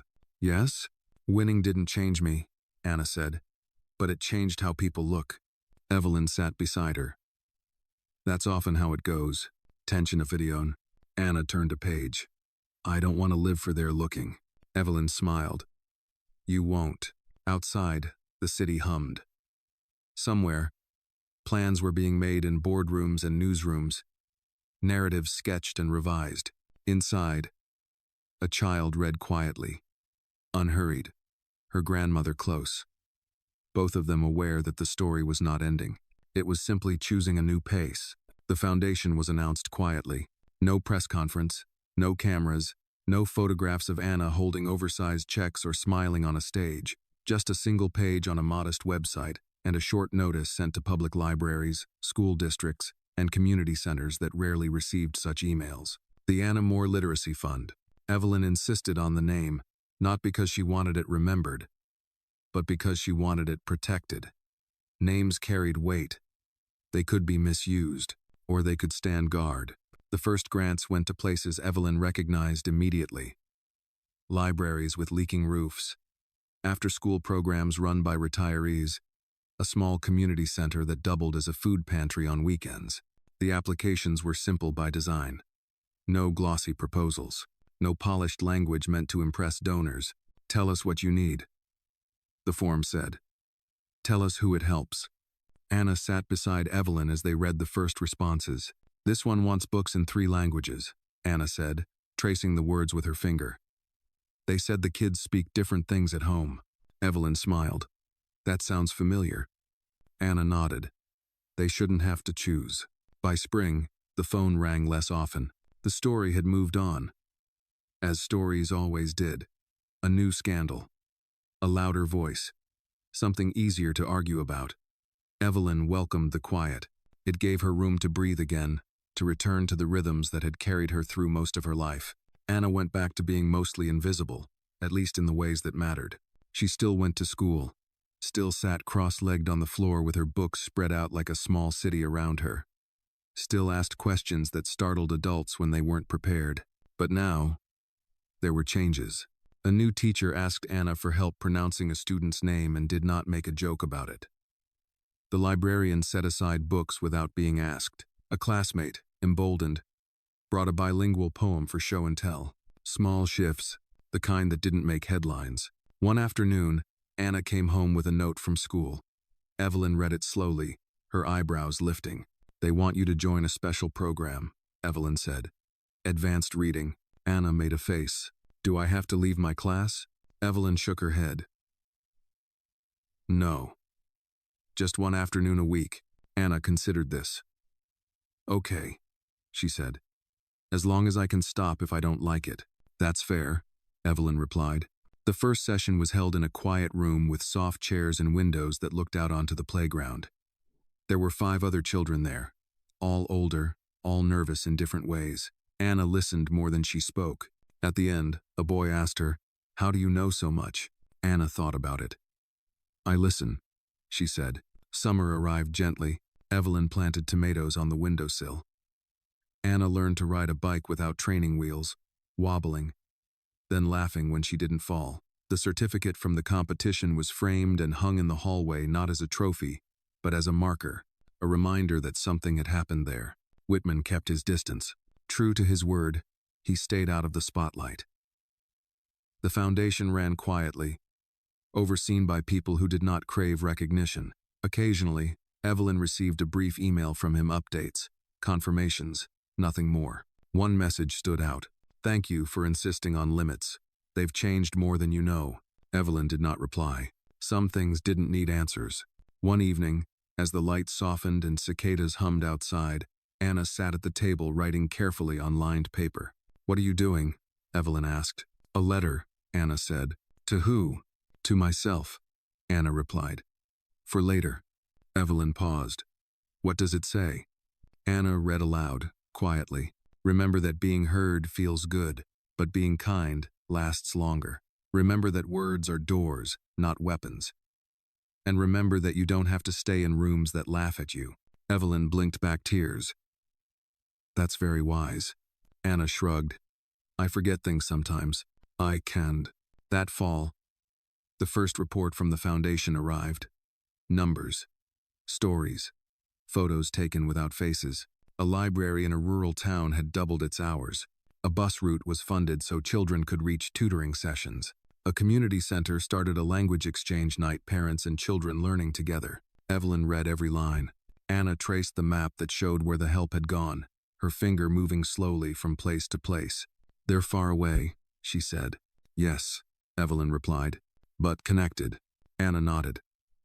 "Like languages." One Saturday, they attended a small gathering at the community center down the street. No speeches, just folding chairs, coffee and paper cups, children running in and out of the room. An older man approached Anna, careful, respectful. "My granddaughter got books from the fund," he said. "She reads to me now." Anna smiled. "What does she read?" "Stories about places I've never been," he said. but I feel like I know them. Anna thought about that all the way home. That night, as Evelyn tucked her in, Anna asked, "Do you think people will forget me?" Evelyn smiled softly. "Some will." Anna nodded. "That's okay." "Why?" "Because the right people won't," Anna said. "And because forgetting isn't the same as undoing." Evelyn kissed her forehead. "You're right." As the year turned, the story of a 6-year-old girl who spoke 7 languages faded into the background of a world that rarely paused for long. But in quiet rooms, in small libraries, in kitchens where parents and children read together, something endured. A shift, not loud enough to frighten those who feared change, but steady enough to matter. Autumn arrived with a different kind of weight, not the sharp urgency of last year, not the brittle tension of cameras and committees, but something quieter expectation without noise. Leaves gathered along the sidewalks like forgotten letters, and the mornings carried a chill that reminded Evelyn of how quickly time moved when you weren't watching it closely. Anna had started 2nd grade.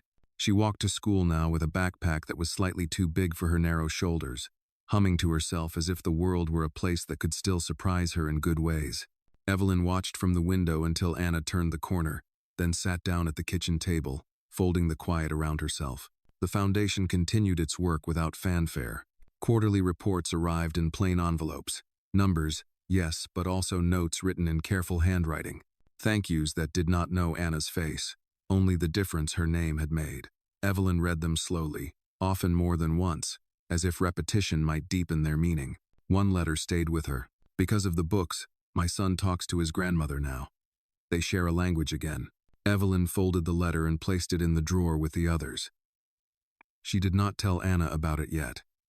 Some things were better saved for evenings when the light softened and the world felt less demanding. At school, Anna's teacher called Evelyn in for a meeting. "It's nothing bad," the woman said quickly, smiling. "It's just unusual." Evelyn had heard that word before. "Anna has a way of shifting the room," the teacher continued. "When she speaks, other children listen. Even the ones who don't usually listen to anyone." Evelyn nodded. "She asks questions." "Yes," the teacher said. "And she waits for answers." They agreed on a plan. Encourage, but don't elevate. Let Anna lead when she wanted. Retreat when she needed to. No special titles. No spotlight. Anna, for her part, seemed unconcerned. "They talk a lot," she said one afternoon, describing her classmates. "Sometimes they talk instead of thinking." "And what do you do?" Evelyn asked. Anna shrugged. "I think first." One evening in November, Whitman called again. This time, he did not speak of the foundation or logistics. "I wanted to tell you something," he said. I stepped down. Evelyn said nothing. "I realized," he continued, "that I was better at building structures than inhabiting them. The work will continue, just without my name attached." "That's not my decision," Evelyn replied. "No," Whitman agreed. "But it is mine." When the call ended, Evelyn sat for a long time, phone still in her hand. She thought of the man she had first seen, confident, dismissive, insulated by his own success, and the one she had heard just now. Change did not always look like redemption. Sometimes it looked like retreat. In December, Anna brought home an assignment. "Write about someone who taught you something important," the prompt read. Anna stared at the page for a long time. That night, she asked Evelyn to sit with her. "I don't know who to choose," Anna said. "There are too many." Evelyn smiled. "That's a good problem." Anna thought some more. Then she began to write, her letters careful but sure. When she finished, she read it aloud. She wrote about her grandmother, yes, but also about a librarian, a bus driver who waited when children ran late, a teacher who learned names correctly, a woman at the community center who listened without interrupting. "They taught me that being patient is also a kind of intelligence," Anna said when she finished. Evelyn felt her chest tighten. "That's beautiful." Anna looked up. "Do you think they'll understand?" "They will," Evelyn said, "even if they don't know why yet." Winter came softly. Snow fell twice, never enough to shut down the city, just enough to slow it. Anna pressed her nose to the window and counted flakes, translating their patterns into numbers, into rhythms only she could see. One afternoon, Evelyn found her sitting on the floor with a book she hadn't seen before. "Where did that come from?" Evelyn asked. Anna looked up. "A girl at school lent it to me. Her grandmother speaks another language, and she wanted help reading it." "And did you help?" Evelyn asked. Anna nodded. "But mostly I listened." Evelyn smiled. She had learned by now that listening was never mostly for Anna. It was always everything. As the year closed, the foundation released its annual summary. No press, no announcements, just a quiet record of work done, of spaces widened. Evelyn placed the report on the shelf beside Anna's growing collection of notebooks. Not trophies, tools. On New Year's Eve, they stayed in. They made soup. Watched the clock tick toward midnight without ceremony. Anna curled beside Evelyn on the couch, head resting against her arm. "Grandma?" she asked. "Yes. Do you think people will keep arguing about fairness forever?" Evelyn considered. "Yes," she said. "But not always in the same way." Anna nodded. "I think that's okay." "Why?" "Because arguing means they haven't given up," Anna said. "Silence is worse." Even Sil 5, Evelyn kissed the top of her head. "You're right." Outside, fireworks cracked the sky, loud and brief. Inside, the year turned quietly, without spectacle. Anna slept soon after, her breathing steady, her dreams unknown. Evelyn sat awake a little longer, thinking about how much had changed without changing Anna at all. How strength, when rooted in kindness, did not demand attention. It simply endured. Winter loosened its grip slowly, reluctantly. By February, the mornings were brighter, though the air still carried a bite that reminded Evelyn not to trust appearances. Anna walked to school with her scarf half undone, insisting she didn't need it anymore. Evelyn let her win that argument, knowing some lessons had to be learned on the skin. The foundation entered its second year with little ceremony. Applications continued to arrive. Handwritten letters mixed with typed forms, all of them carrying the same quiet urgency. Evelyn reviewed them in the evenings, while Anna did her homework nearby, the two of them sharing the table without speaking much.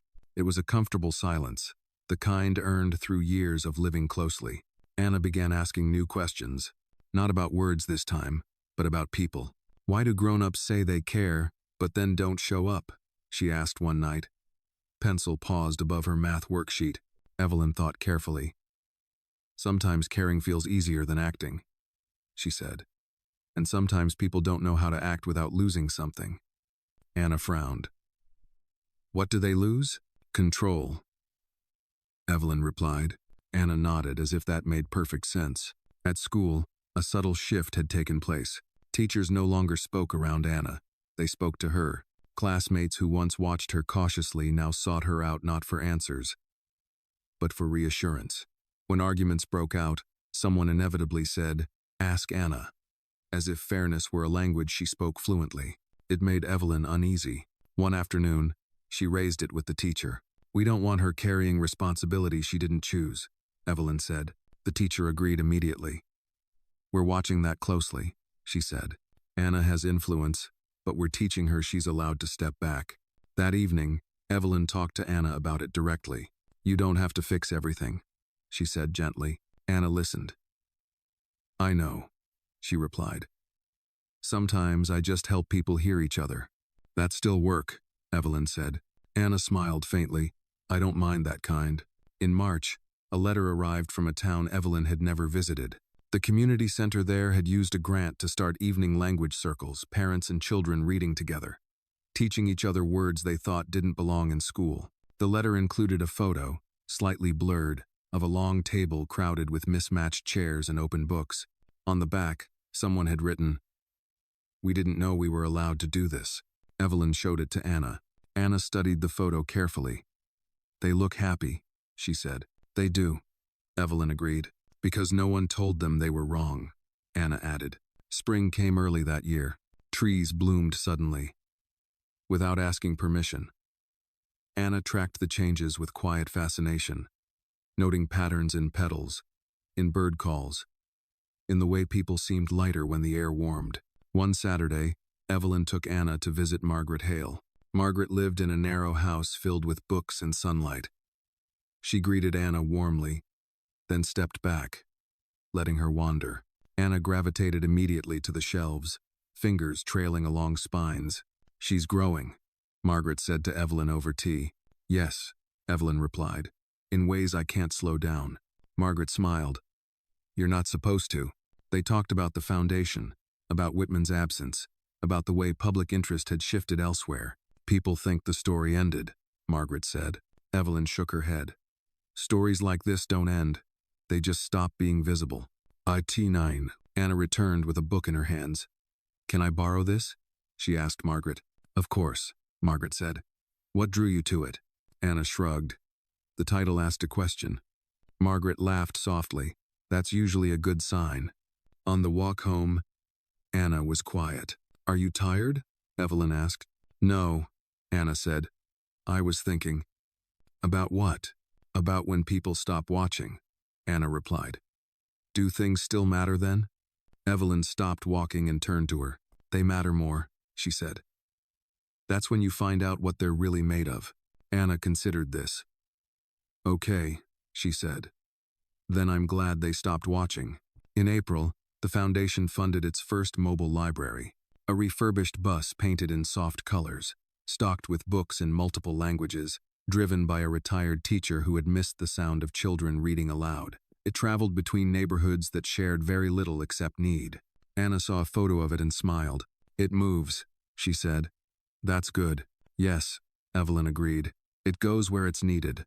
Anna tapped the picture thoughtfully. "Words should travel," she said. "People already do." As the school year drew to a close, Anna brought home another assignment. This one asked students to write about what they wanted to be when they grew up. Anna stared at the page for a long time. That night, she asked Evelyn for help. "I don't know how to answer it," she said. Evelyn smiled. "You don't have to decide now." "But they want a job," Anna said. "A name." Evelyn thought for a moment. "Then write what you want to do, not what you want to be." Anna brightened. She wrote slowly, carefully. When she finished, she read it aloud. "I want to help people understand each other before they decide not to." Evelyn felt something settle in her chest. "That's more than enough," she said. Summer approached again, bringing with it longer days and the sense of a year folding in on itself. Anna rode her bike farther now, confident, her laughter echoing down the block. One evening, as they sat on the steps watching the light fade, Anna leaned against Evelyn. "Grandma?" "Yes?" "Do you think I'll ever want to be loud again?" Anna asked. Evelyn smiled gently. "If you do, it will be because you choose to be, not because someone dared you." Anna nodded, satisfied. Inside, the house was quiet, filled with books and letters and the steady hum of a life lived on purpose. Outside, the world moved forward, imperfect and unfinished. And somewhere in between, a child grew not into a symbol, not into a story, but into herself. By late summer, Anna had learned the shape of time, not the way clocks taught it, chopped into hours and dates, but the way it lived in people, in pauses, in returns, in the slow unfolding of trust. She noticed how some things rushed toward you and others waited patiently until you were ready. The neighborhood had changed, though no one could quite say how. The corner store stocked a few children's books now, tucked beside the newspapers. The bus stop down the street had a small painted sign reminding riders to line up, written in 3 languages. On warm evenings, people sat longer on their steps, talking instead of retreating indoors. Anna moved through it all quietly, riding her bike, carrying books back and forth from the library, leaving small ripples without knowing she was doing it. One afternoon, she found Evelyn in the living room with papers spread across the coffee table. "What's that?" Anna asked. Evelyn smiled. The foundation's advisory notes, people arguing about how to help. Anna peered at the pages. "Why do they argue?" "Because they care," Evelyn said. "And because they're afraid of getting it wrong." Anna nodded. "Both can be true." Evelyn laughed softly. "You're learning too fast." That same week, a teacher from another district called. She wanted to start a reading exchange between schools, children pairing up to read stories to one another across neighborhoods that rarely met. She mentioned Anna, carefully, as inspiration, not as a figurehead. Evelyn listened, asked questions, and agreed to pass along information. When she told Anna about it later, Anna's eyes lit up. "They read together?" she asked. "Yes," Evelyn said. Different ages, different places. That's good, Anna said. Then no one feels like the only one. In September, school began again. 3rd grade this time. A new classroom, new faces. A teacher who pronounced every name carefully on the first day, asking students to correct her if she missed anything. Anna noticed. During the first week, a boy named Marcus sat alone at lunch. He spoke softly and stumbled over words when he was nervous. One day, Anna sat across from him without asking. "What are you reading?" she asked. Marcus held up his book. "It's hard," Anna smiled. Hard doesn't mean bad. They ate in silence after that. Comfortable. By October, Marcus was reading aloud in class. Anna did not take credit. She rarely did. Evelyn watched these moments from a distance, proud and cautious at once. She knew how easily the world could decide to pull Anna forward again, to make her stand where others could point. But Anna seemed to understand something Evelyn hadn't learned until much later. Visibility was a tool, not a destination. One evening, as they folded laundry together, Anna asked, "Grandma, do you miss being loud?" Evelyn paused. "Sometimes," she admitted. "I miss thinking noise meant strength." Anna folded a shirt carefully. "I think strength is when you don't have to raise your voice to be heard." Evelyn smiled. "That's very wise. I learned it from you," Anna said simply. In November, a small event took place at the community center. No speeches, no banners, just a reading night. Families gathered with food they'd brought from home. Children read stories aloud, some haltingly, some with confidence, some switching languages mid-sentence without apology. Anna sat on the floor near the back, listening. An older woman read a poem in a language Anna didn't know. Anna didn't try to translate it.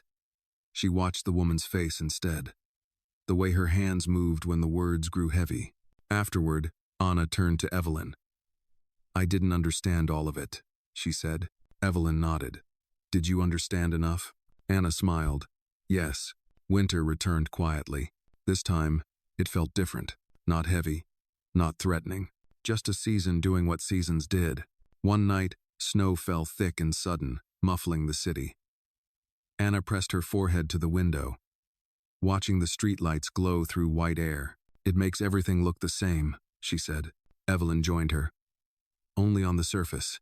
Anna nodded. "Underneath, things are still where they were." 10 of coursened. "Yes," Evelyn said. "And sometimes that's comforting." In January, Margaret Hale sent a letter. Not an article, not a request, just a note. "I wanted you to know journalism schools are using Anna's story now. Not as inspiration, as a case study in listening." Evelyn smiled and placed the letter with the others. Anna read it later and shrugged. "I hope they learn," she said. "I think they will," Evelyn replied. Eventually, that spring, Anna turned 8. They celebrated quietly, cake, candles, a few friends from school. No speeches, no cameras. Anna made a wish before blowing out the candles. "What did you wish for?" Evelyn asked afterward. Anna thought. "That people keep asking better questions." Evelyn laughed. "That's a big wish." Anna grinned. "Big wishes don't need noise." As the day ended and the house settled into evening, Anna curled up with a book, her head resting against Evelyn's side. "Grandma?" she asked sleepily. "Yes, sweetheart. Do you think the world is kinder now?" Evelyn considered the question, feeling its weight. "I think," she said slowly, "that it's learning. And learning is the first step." Anna yawned. "That's enough for me." She drifted to sleep soon after, her breathing steady, her hand still clutching the page she hadn't finished. Evelyn sat awake a while longer, listening to the quiet, thinking about how far they had come without ever leaving home. Change hadn't arrived with thunder. It had arrived with patience, and it was still arriving. The last morning came without ceremony.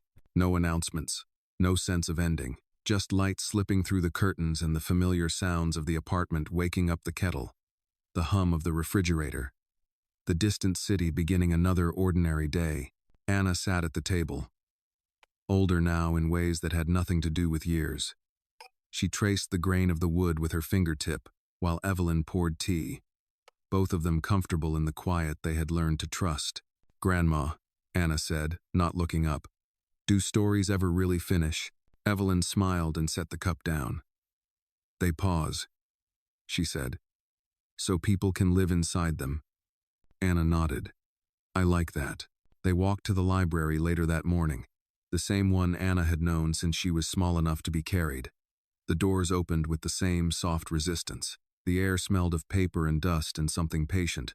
Mrs. Alvarez waved from behind the desk. She had more gray in her hair now, more lines around her eyes. You're early, she said. Anna smiled. We like early. Mrs. Alvarez leaned closer. There's something I wanted to show you. She led them to a small corner near the children's section. A new shelf stood there, simple and unmarked except for a handwritten sign. Community Voices. Books in different languages. Stories written by parents, grandparents, neighbors. Hand-bound collections of memories that had once lived only in kitchens and backyards. Anna's eyes widened. Did you do this? Mrs. Alvarez shook her head. You did, she said gently. You just didn't know it yet. Anna ran her fingers along the spines, reverent. They're all here, she whispered. Yes, Mrs. Alvarez said, because someone reminded us they mattered. On the walk home, Anna was quiet. What are you thinking about? Evelyn asked. I think, Anna said slowly, that people don't always need permission. They just need proof they won't be alone. Evelyn nodded. That's often enough. That afternoon, Evelyn opened the old drawer where she kept letters. She had been saving something without quite meaning to. Notes from parents, librarians, teachers, children's drawings folded carefully so the crayon wouldn't smear. She laid them out on the table. Anna joined her, sitting cross-legged, reading some aloud, laughing softly at others. This one says, "Thank you for listening," Anna said. Evelyn smiled. That might be my favorite kind. As the sun dipped lower, painting the room in amber, Anna found her own notebook. The first page was worn now, the corners soft from use. She turned to a blank page. What are you writing? Evelyn asked. Anna thought. A reminder. She wrote slowly, carefully, choosing each word as if it had weight. When she finished, she read it aloud. When people doubt you, check if they're listening. If they're not, you don't owe them more words. Save your voice for places that open. Evelyn felt tears gather, not sharp this time, but warm. That's a good reminder, she said. Anna closed the notebook. I want to remember who I was before everyone watched, she said. And after, Evelyn reached for her hand. You're still her. That evening, the phone rang. Evelyn considered letting it go to voicemail, but something told her to answer. It was Whitman. I won't keep you long, he said. His voice sounded different now, less polished, more grounded. I just wanted you to know. The foundation approved the last round of grants. No objections. No debates. Evelyn nodded, though he couldn't see it. Good. There was something else, he added. A board member asked why Anna doesn't speak publicly anymore. I told them it was because she didn't need to. There was a pause. Thank you, Evelyn said. Yes, Whitman replied quietly. Thank you. After the call ended, Anna looked up from her book. That was him, she said. Yes. Is he okay? Evelyn considered the question. I think he's learning how to be. Anna smiled faintly. That takes time. Yes, Evelyn agreed. It does. Night came gently. The city lights flickered on, one by one, like thoughts settling into place. Anna lay on the couch, her head resting on Evelyn's lap, the book forgotten for once. Grandma, she said sleepily, if I ever have to speak again. Loudly. Will you be there? Evelyn stroked her hair. Always. Anna yawned. Then I'm not scared. She fell asleep moments later, her breathing steady, her face peaceful. Evelyn sat with her, listening to the quiet, thinking of all the moments that had brought them here, not the headlines or the applause, but the pauses, the choosing, the restraint. Outside, the world continued as it always had, uneven, unfinished, capable of harm and grace in equal measure. Inside, something had taken root. Not fame, not victory, understanding. And it would last longer than any story told too loudly. Evelyn kissed Anna's forehead and whispered the words she had learned to live by. You were never invisible. You were just ahead of your time. The light dimmed. The city breathed. And the story, complete without closing, rested ready to be lived again in quieter ways. The story teaches us that true justice is often quiet, and real strength does not need permission to exist. It reminds us that dignity is not granted by power, age, or status, but revealed through integrity, patience, and the courage to speak only when it matters. Through Anna, we learn that being heard is not about being loud, and that lasting change comes not from winning arguments, but from helping others listen, see, and remember their humanity.